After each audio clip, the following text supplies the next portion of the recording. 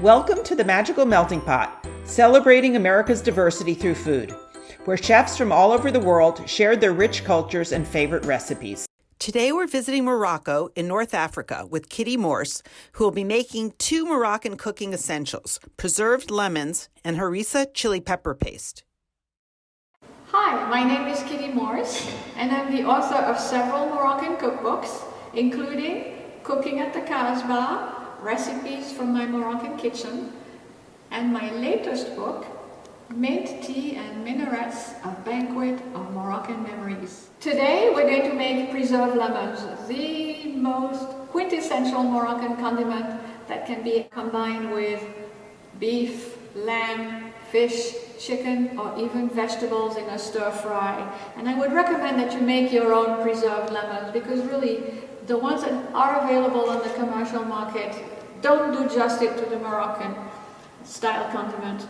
I'm cutting off a quarter-size slice of each poles just to stabilize the lemon. Slice the lemon in half, but not all the way through. Give it a 90-degree turn. Upside down, slice in half, but not all the way through. And you're going to fill the slits with as much kosher salt or coarse sea salt as it will hold, and stuff your lemon in the jar. This jar I made this morning, and the juice of the lemon, thanks to the salt, is already rising to the top, which is exactly what I want. I don't really have room for a whole lemon here. Let's do a half. But the juice has to overflow, and the lemons must stay submerged at all times. So here we have lemons ready to preserve. Now you're going to set this jar on your kitchen counter for 4 to 6 weeks. And in the first 2 days, you can invert the jar 2 or 3 times a day to make sure that most of the salt dissolves. In 4 to 6 weeks, your lemons will attain this consistency, a jam-like consistency, where the rind is soft enough to be pierced with a knife or a fork. And look at the juice, it has turned to a wonderful salted syrup.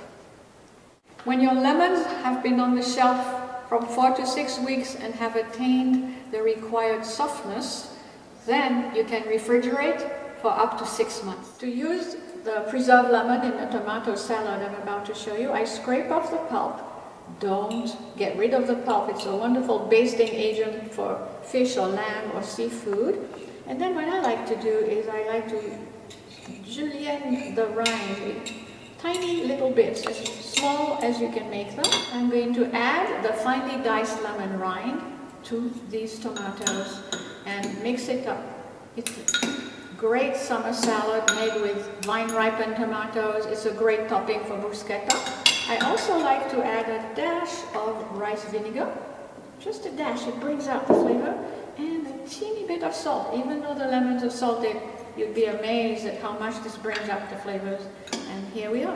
Today I'd like to show you how to prepare harissa, a quintessential North African condiment. The Moroccans have adopted it, but in reality it's from Tunisia. The ingredients include 4 garlic cloves, a roasted red bell pepper, half a cup of olive oil, a little bit of cumin, and the chiles necessary to make the paste. Now, those are Guajillo chiles from Mexico, but they happen to be quite mild. The heat of your harissa will depend upon the variety of chiles that you use.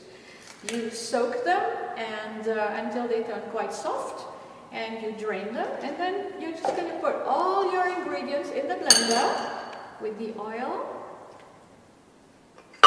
lemon juice, and the garlic, of course, and 2 teaspoons. I count on 2 teaspoons of cumin, but if you happen to like cumin, you can also add some. And we're going to blend it into a paste. This is the resulting paste from blending all these ingredients together. It's not terribly hot, it's garlicky and a little bit salty. It's very nice. And let me show you one of the best ways to enjoy your harissa, with brochette or shish kebabs.